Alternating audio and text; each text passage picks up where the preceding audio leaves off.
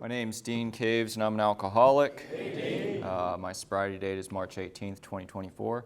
It's not my first sobriety date. It is my most current one that I'm grateful for on a daily basis.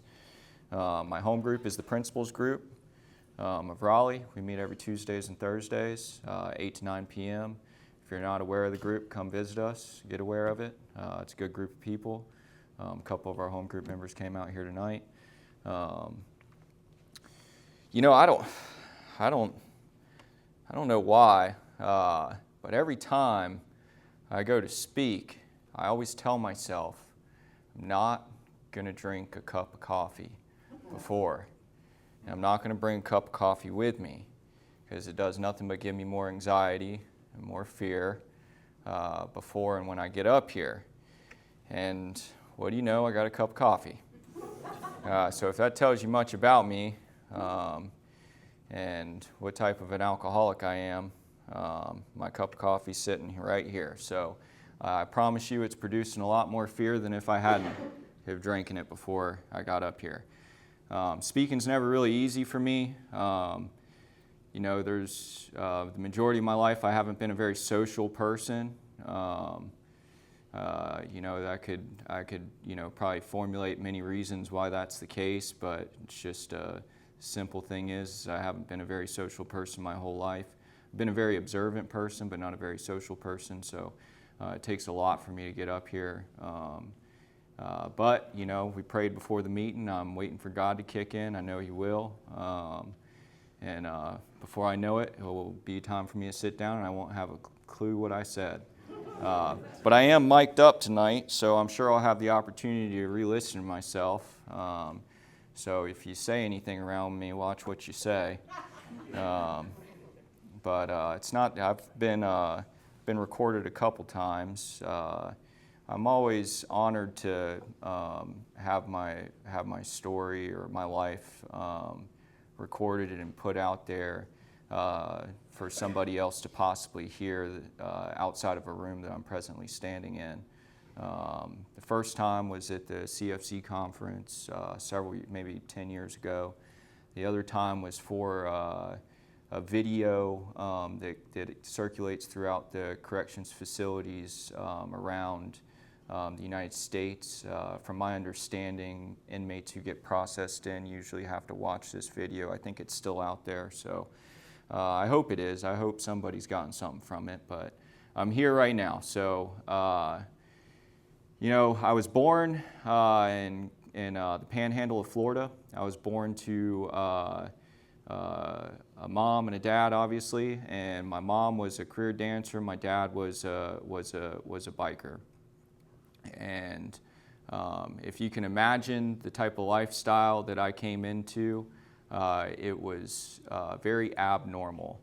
Some of my earliest memories are not the greatest. They're a lot different than the majority of people that I talk to. There's a lot of partying, a lot of miscellaneous stuff. I had two brothers at that time. And the older I get, the more I kind of have my own life, the more I realize how different my childhood was. And my childhood's full of instability, a lot of moving, etc. I stayed in Florida, kind of experienced that for a few years. Some of my earliest memories are from there. Things got bad enough, my two brothers got taken by the state. And at that same time, the state let my father keep me if we got away from Florida for whatever the reasons might be. We ended up moving to Southern California. And we surfed around Southern California. If I wasn't with my dad, I was with my grandparents. Some of the most stable times that I remember as a child was with my grandparents. The customary, get woken up, get ready for school, go to school, come home. They sit down, do my homework with me.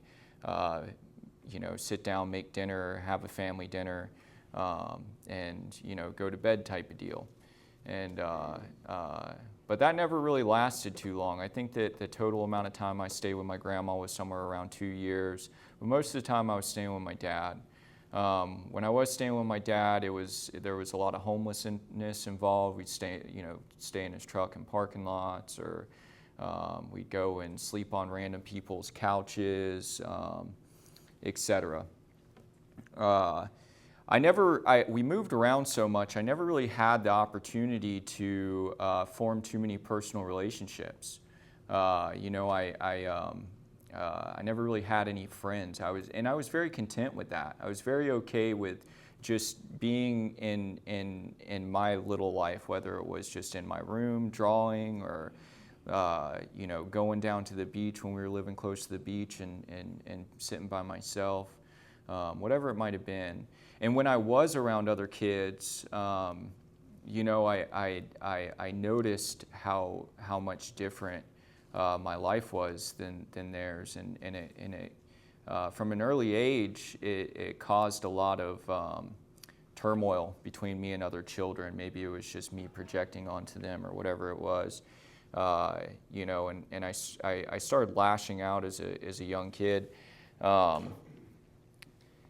Started pushing people away, isolating, whatever it might have been. Started getting in trouble in school at an early age. I got expelled in the fourth grade. I don't know if anybody's been expelled in grade school, but I think fourth grade's a little early for that. But that did happen. So I had to change schools. I changed schools a lot. I spent a lot of time, arguing with teachers or whatever it might have been. Home life wasn't that great, if there was a home. It was just a very odd childhood. By the time I was 11 years old, we were living in this place called Marietta, California. If nobody's familiar with it, it was desolate then. It was on the other side of the mountains, right on the desert side. And there was nothing or nobody. It was the summertime in between school grades. I had failed the 6th grade. I was meant to go to the 7th. I failed the 6th grade. I was living with my dad, and things just weren't very good. And my grandma caught wind of what home life was like, and somehow got a hold of my mom out here in North Carolina, and I guess set up this thing for me to come and visit her for a couple weeks, and so I came out here on that trip to see her for a couple weeks before school started, and I was very quickly convinced to stay here in North Carolina. And if I had had the choice then as a child, I probably would have went back with my father. Maybe because that's all I knew, and I didn't really know my mom. I moved in with what I felt was a stranger. She was married, remarried at that time. She definitely has a taste in men. She married another biker, and he was into the things he was into, and some of those early memories I had, that same stuff was kind of happening again, but I guess it was just easier to justify because we had a consistent place to live, and that was out in Bahama, North Carolina. I moved from Southern California to Bahama, North Carolina on an 85-acre tobacco farm. That is not what I knew at all. Talk about culture shock. And then I went to, they enrolled me in school. I got into school, and everybody in there was completely different than me. Every single person. They either worked on farms, or they came from Bragtown or Bluefield out in Durham. I don't know if y'all are familiar with that. Hopefully you're not. And I was the only kid that was like I was, and very quickly I started getting picked on by kids, started getting in fights in the bathrooms, and just kind of jumped back into what I knew best, just kind of isolating away. I started doing real bad in school, trying to stay away from school. I started skipping school. I learned that pretty early on. They ended up letting me go to the 7th grade because they couldn't find my transcripts from back in California, which I knew nothing going into the 7th grade. I don't know why they let me go there, but they did. They let me into the 7th grade, and I learned how to skip school. And I spent I was more content sitting in the woods by myself across the street from school than actually being in there and being around other kids my age. I was more content sitting behind the bleachers in the gymnasium by myself for hours on end than being in class with other people and having to participate and be in something that I just didn't understand too well. Home life got a little odd. My mom, at the age of, progressed forward a couple years. At the age of 13, I had my first drink. I ended up going to this kid's house that I had just met. He was a little bit like me, seemed like he came from a disheveled background, and they were living in this single-wide trailer up off 501 Roxborough Road, right before Roxborough, right before Palace Point. I don't know if anybody's familiar with that place. I went to this kid's house, and I didn't even really want to go, but it was something that I did for whatever reason. I went to this kid's house. His name was Nick, and I remember it was a Friday night, and all the adults, quotey fingers, were having a good old time. They were all drinking rum and beer and all this stuff, and they were all hammered, not paying any attention to what we were doing, didn't really care what we did. And me and Nick were sitting in his room real bored, and we came up with this grand idea that we'd let the adults get drunk enough to go out there and convince them to let us drink with them, and our master plan worked, and we went out there and they let us start drinking with them. And the only thing I remember for probably about 30 minutes was I'm going to keep my shot count above all these other adults. And I don't remember anything else after that. I woke up the next day underneath this kid's bed, and I crawled out from underneath that bed, and I started talking to his mom, and his mom was telling me all these things that I was doing the night before. Apparently when I get blackout drunk, I get really aggressive, and I was trying to wrestle and fight all the adult males, and whatever it might have been, and I felt horrible, that hangover, but I think the first, I don't know, maybe it was the first sign of like alcohol being a solution for me. I didn't have that thought that was like, man, I'm never going to do this again. I feel horrible right now. I don't ever want to experience this type of feeling. Throwing up and feeling gross and having a headache and can't look at the light too much. My thought was, man, how am I going to convince my friend to do this again tonight? And we literally sat in his living room on that couch all day until those adults started drinking again, and we convinced them again to let us drink, and just replayed that tape. And after that, I tried to go back to that kid's house every weekend. If I wasn't at that kid's house, I was doing the old drinking out of the parents' bottle and filling it back up with water during the week. And that's how it was. That's how I was when I was 13, going into 14. And at 14, the household with my mom and my stepdad kind of fell apart a little bit. My dad broke his back. My mom was experiencing a lot of health issues from being a career partier and dancer. Her body was kind of shutting down. My dad couldn't work anymore.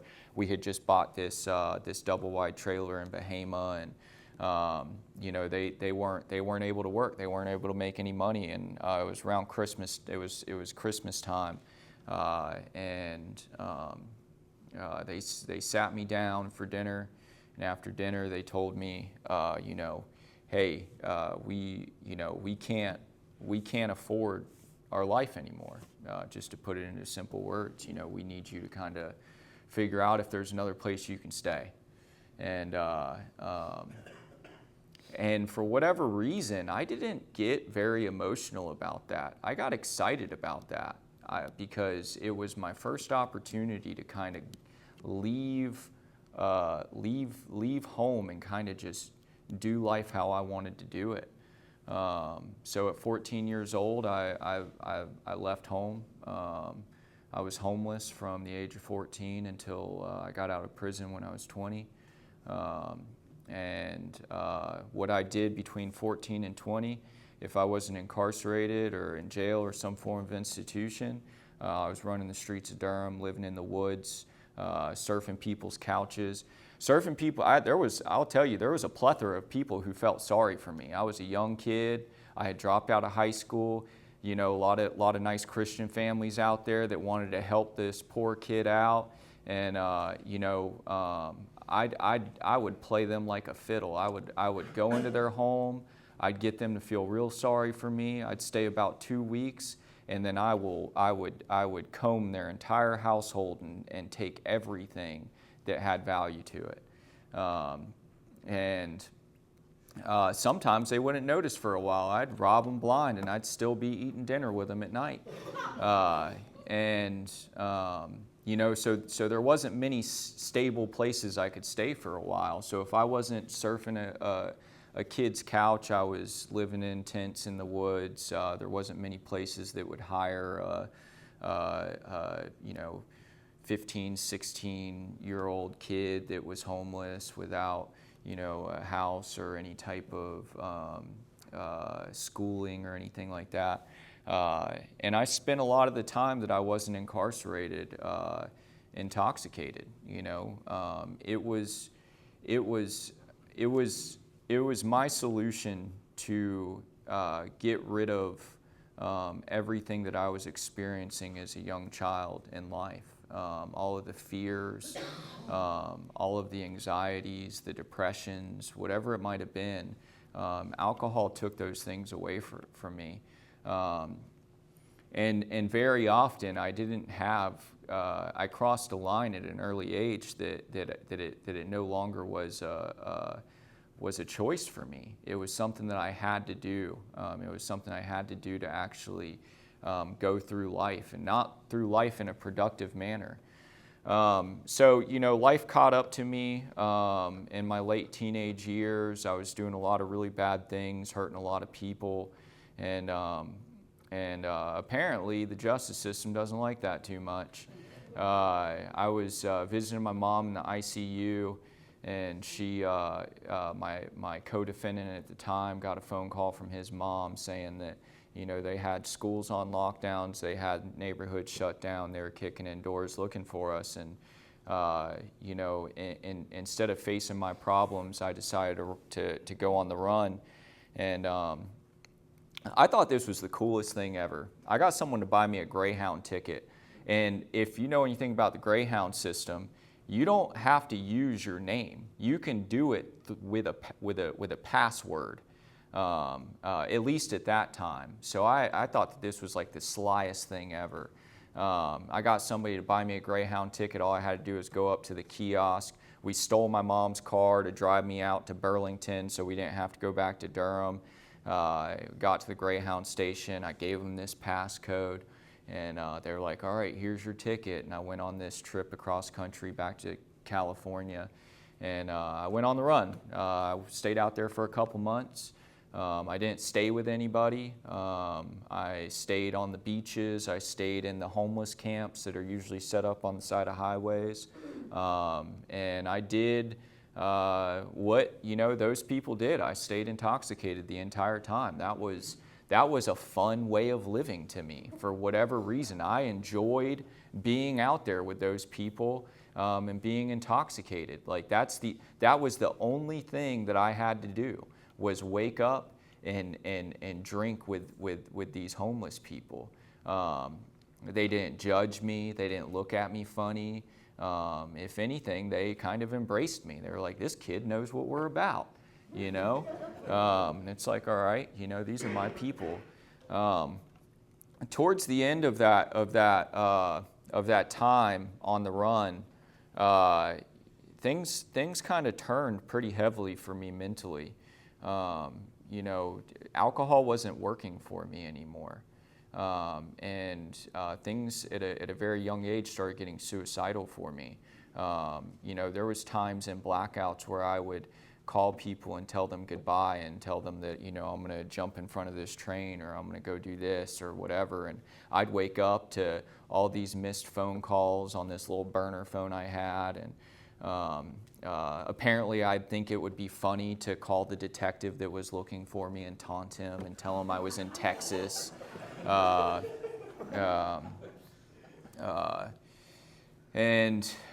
Things just got bad for me. Things got really ugly. My life was meaningless, and that's a hard thing to feel at such a young age, you know. And you know, call it divine intervention or call it my father setting me up. But you know, my dad called me one morning and he said, "Hey, there's something going on with your great grandma. I need to meet up with you," because my dad still lived out in California. He called me on my burner phone and said, "Something's going on with your great grandma. Can you meet up?" I was like, "Yeah." He was like, "Okay, where can you meet up?" I said, "You know, there's this gas station over here off of in Encinitas off Pacific Coast Highway 101 and D Street. This little 7-Eleven," and he was like, "All right, I'll be there in about 15 or 20 minutes. Little did I know the U.S. Marshals raided his house a little bit before that and found stuff on him and used that as leverage to set me up. And he pulled into the gas station, and I was standing out there waiting, and all my homeless drunk buddies were across the street at this little burrito shack waiting for me to get back so we can go down to the beach and spend the day on the beach with all the liquor that we had. Half of it's stolen, the other half I have no idea where it came from. And my dad pulled up, and I went to go get in his truck, and he got out and he looked over the top of this little Ford Ranger. He's a tall guy, and he just mouthed, "I'm sorry." And I looked at him, and before I knew it, you know, 15, 20 U.S. Marshals, but you know, they're probably 3 or 4 times my size. I'm not a very big guy. I don't know why they needed this many people. They could have gotten me with at least one of them, you know. But about 15 or 20 U.S. Marshals surrounded me, double cuffed me. Didn't understand the double cuffing part. I ain't even gonna get out of one pair, but they double cuffed me. And you know, this like weird, sick, twisted thought came through my head. By the way, these homeless people, they never knew my real name. I went by an alias to them the entire time, and they had no idea who I was, really where I came from. I wasn't telling anybody I was on the run. I was just this pop-up figure to them, and they were all watching this go down. And I like this just twisted thing came through my head where I like look across the street at them and I smile, and all I can think about is just how cool I must look. And I got in the back of that SUV that they put me in, and something happened. You know, I felt relieved. I felt relieved that whatever I was experiencing just felt like it was over. And you know, I stayed out there in Vista County Jail, San Diego Central Process, and George Bailey, waiting for my extradition back to North Carolina. They came back for me.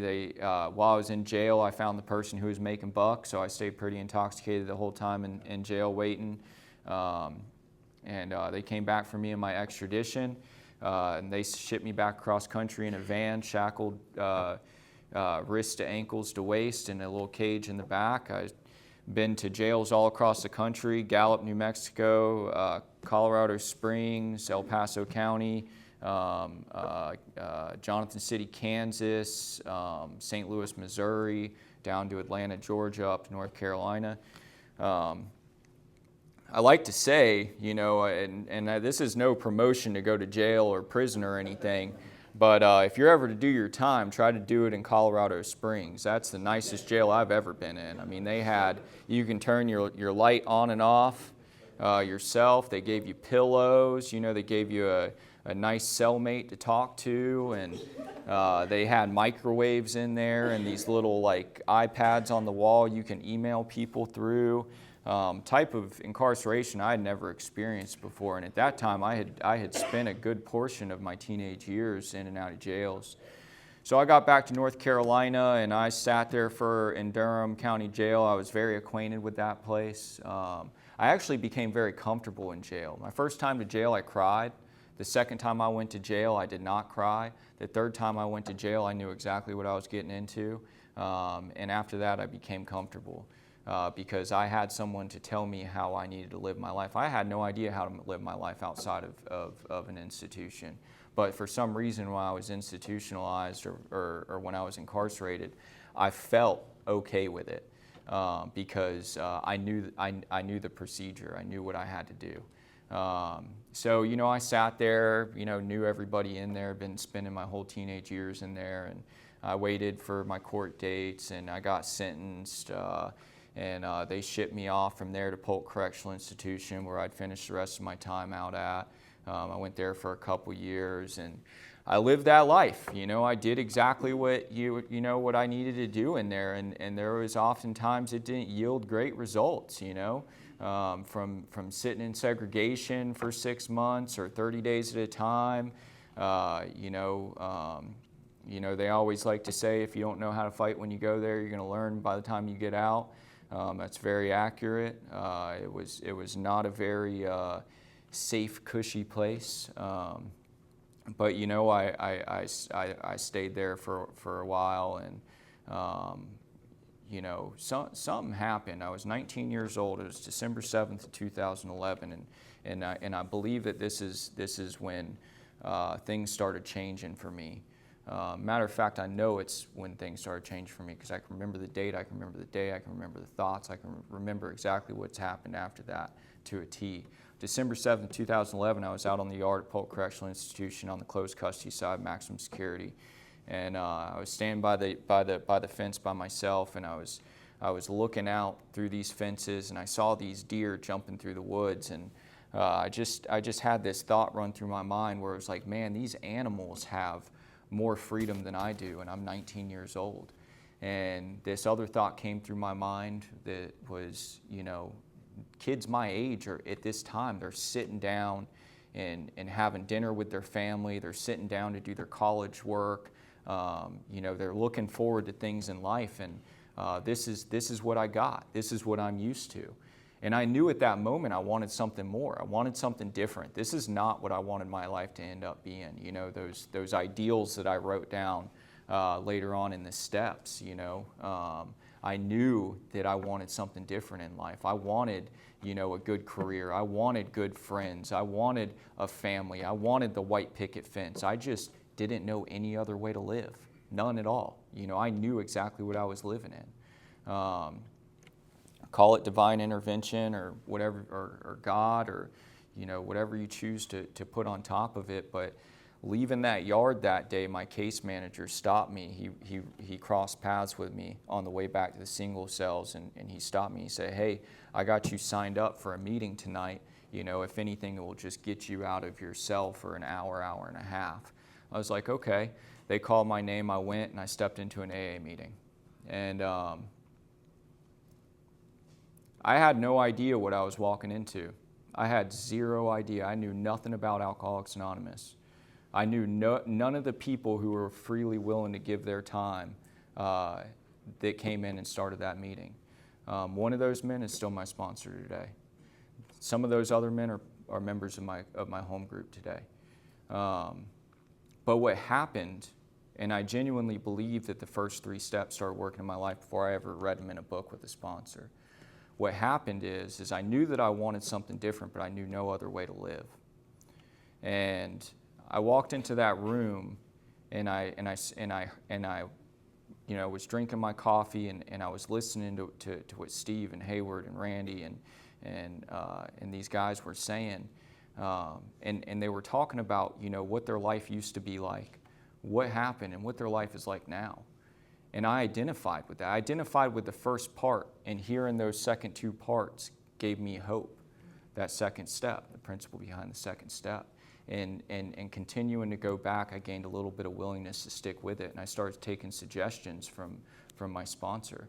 He started taking time and was fighting with the prison to get alone time with me before the meeting started so we can talk about, what I need to do. And so, AA, kind of started taking flight in my life a little bit.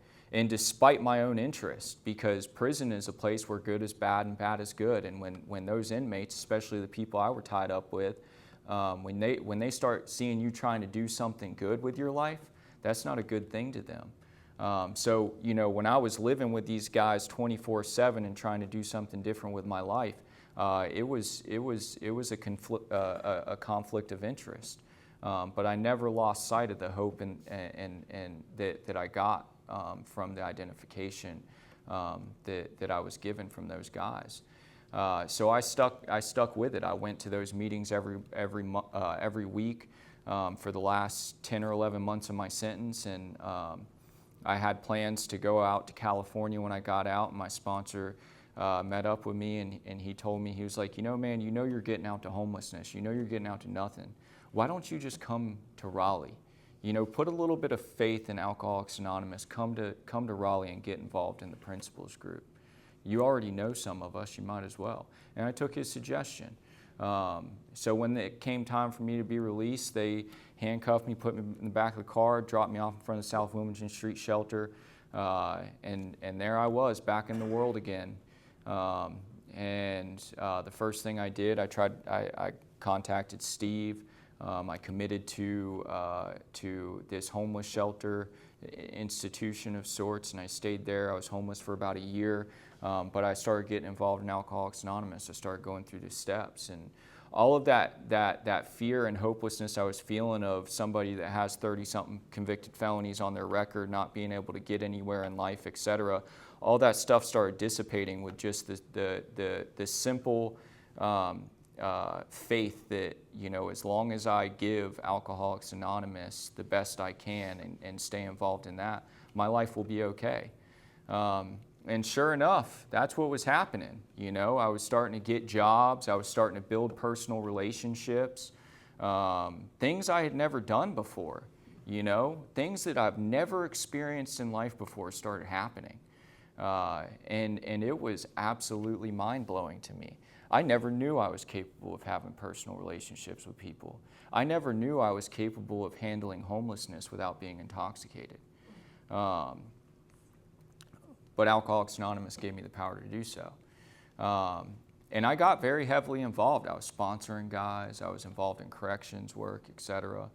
And then several years after I got sober, I think I was sober about 8 or 9 years, this thing started happening that I never experienced before. I started making money.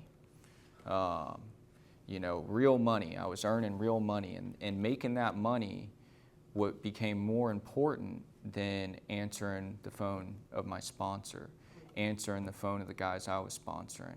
It became more important for me to stay at work than to go to my home group. And right then I started a slow step outside of Alcoholics Anonymous, and before you know it, I got drunk again. And I'll tell you what, all that stuff that I felt, it was right there waiting for me. I didn't experience things this time getting drunk of materialistic things, losing materialistic things. What I experienced was way harder and way more difficult to deal with than any form of homelessness or incarceration or anything. I experienced a spiritual death. And that was a hard thing to live with. It didn't matter how much money I had in the bank account. It didn't matter how well I was known around town. It didn't matter how much of a reputation I had within my industry across the world. It didn't matter. None of that stuff fulfilled me. And on a daily basis, no matter how good my life looked from the outside in to bystanders, what I felt on a daily basis when I woke up was a pain far greater than sitting in segregation for 6 months, or being homeless as a 15-year-old kid, or whatever it might have been. And my solution was alcohol again. And it worked for a little bit. And I crossed that inevitable line where it wasn't a solution anymore, but it was a choice. And there was many days where I would sit at the bar and wonder, why? Why am I here? I know a solution. You know, why am I doing this? And I had absolutely no power at all against the drink that was sitting in front of me. I would wake up with convictions every single morning with the way I was feeling, with the anxiety, the depression, the jitters, waking up with, you know, cold sweats, my bed drenched, throwing up every morning. Had a beautiful son that I'm neglecting, you know, picking him up and not even remembering how I picked him up from school, you know, and I'd have convictions, knowing all that stuff, feeling all that stuff. I'd had convictions every day. This is the day that I'm going to get control of this. And it just never happened. And I can assure you, there is no comfortable feeling in sitting at a bar drinking with Steve Mitchell in your head. There is absolutely no good feeling about that. But thank God for that, you know. Things were rough. I got back to that suicidal point. I had everything I wanted in life. I had a beautiful son. I had a great career. I was pushing everybody away. I was ruining relationships. I had no idea what was happening in life. I didn't know why I was continuing to drink. I knew that my life was unmanageable again. And despite myself, I really just tried to figure it out on my own, knowing I couldn't with all the experience I had in Alcoholics Anonymous before. And, you know, I got to that dark place again. I got suicidal. This time I actually started experiencing physical problems. I got to the point where, you know, and this is what got me sober again. And it wasn't anything grandiose or anything crazy, but it's just as simple as what got me sober again. I was actually at this place 2 nights ago. I ended up in front of this place, and it was just like, wow, that was the last place I drank. I didn't even realize I was standing right here right now. But I was sitting at this place, this burrito spot in Durham. I was with a couple of my sober buddies riding motorcycles. We went out there, got some food, and ended up in front of this place. And I was like, wow, that was the last place I drank. And what happened that day when I was at that place last time I drank, I was sitting up there with some buddies that were not sober. I was drinking, and something happened. I started getting really lightheaded. I started getting a tightness in my chest, and I started feeling really ill. And I got up from the table. I went down, and I went across the street to my motorcycle I was riding then, and you know, I knew something bad was happening. And I called my primary caregiver. He told me to go to this place to have some tests ran. I left there, went there. They ran tests on me. They got results back that my heart was failing, and so they couldn't handle me there. They rushed me to the emergency room, and I was scared at this point. You know, those 3 things, jails, institutions, and death, I genuinely felt like death was standing in front of me, and the only thing I could think of was my son. The only thing I could think of was all these people I cared about, and for some reason I got my son and my best friend and my son's mother on the line, and got them to come. I told them something bad was happening. They came, and they were all sitting in the room, and the doctor came in, and he told me my liver was failing, my kidneys were bad, I had an enlarged spleen, stuff was going on with my heart. They found a bunch of stuff on my lungs. And the doctor asked me that question. He was like, hey man, do you drink? And I was like, yeah, I drink. And he was like, how much do you drink? And I did the old, well, a few, you know, I have a few a day, not much, you know, that's not a lot, right? And he was like, well, if you're drinking anything more than 3 or 4 a day, you know, so you know, that's a lot. And I, for some reason, I asked him in front of these really important people in my life, I said, hey, you know, could these symptoms I'm experiencing be a result of drinking too much? And he was like, absolutely, it can be. And I was like, okay. And, you know, I went through the rest of the doctor stuff, hospital stuff, and as soon as I left that hospital, I called my sponsor. And for whatever reason, Principals Group was meeting that night, and I went to that meeting, and something happened. I knew when I walked back into that meeting, I was where I needed to be. And through my experience before, and all that fear I had of walking back into this meeting and people judging me and stuff like that, it was quite the opposite. People I had known for over a decade came up to me and hugged me and told me, hey, this is your seat right here. You know, we've been waiting for you to come back. We're glad to see you. You know, let me make sure I have your updated phone number. And those guys started calling me every single day. And my sponsor, at any time that we could, made the time to meet with me and get me back into the book. And this time, getting back into the book and getting back into the steps, I knew the results that it yielded from my experience before. I was excited to get back into them because I knew that once I had surrendered and I had stepped back into Alcoholics Anonymous, I knew where the solution was. So I wasted no time. And I got back into the book with my sponsor. At this time, again, I believe that the first, second, third step worked in my life before I went back through the steps with my sponsor again. I surrendered. I got that sense of hope walking back into that meeting, and I became willing to turn my life over to something that was greater than myself. This time I got to do it in a little bit different of a way, though. The first time I got sober, the power that was greater than myself was Alcoholics Anonymous. This time, I was able to get back into the steps and turn my will over to something that was more than Alcoholics Anonymous, more than myself. It was an understanding of a God that I had formed a relationship with before that I had abandoned and walked away from. And that relationship was right there when I stepped back into it. And I can assure you, with zero shame that I've had before talking about this, my God shows up for me. My God shows me what I need to do, and I have absolutely zero doubt in that.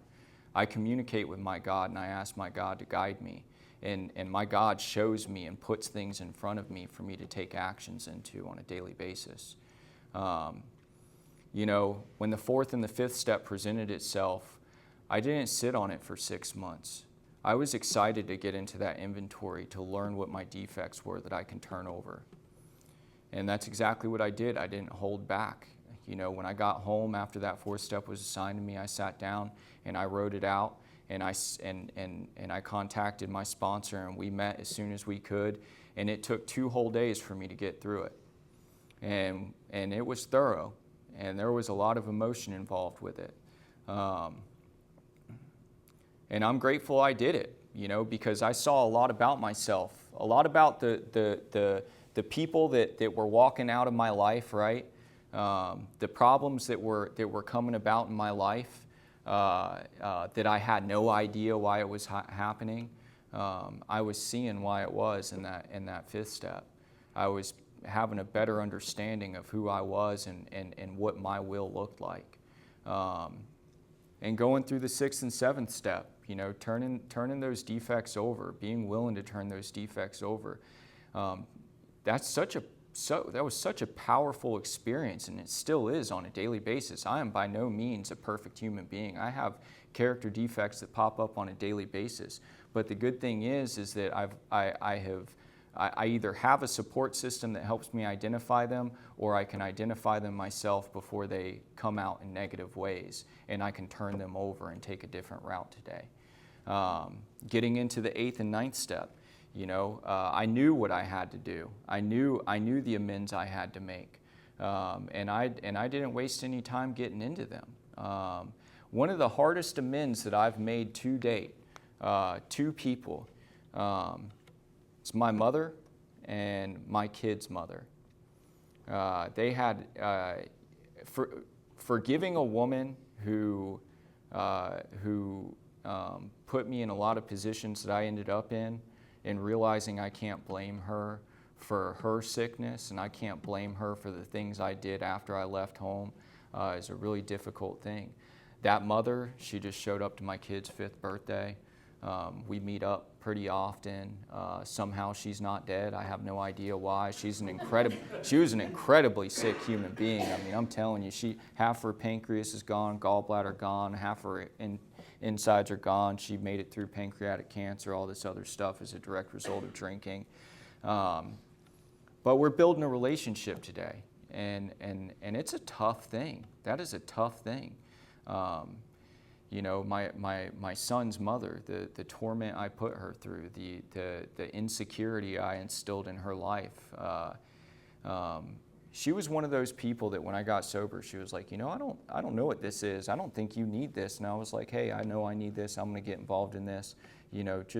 Just bear with me here. And slowly but surely, the child support checks kept coming. The arguing stopped persisting. I was a relevant father.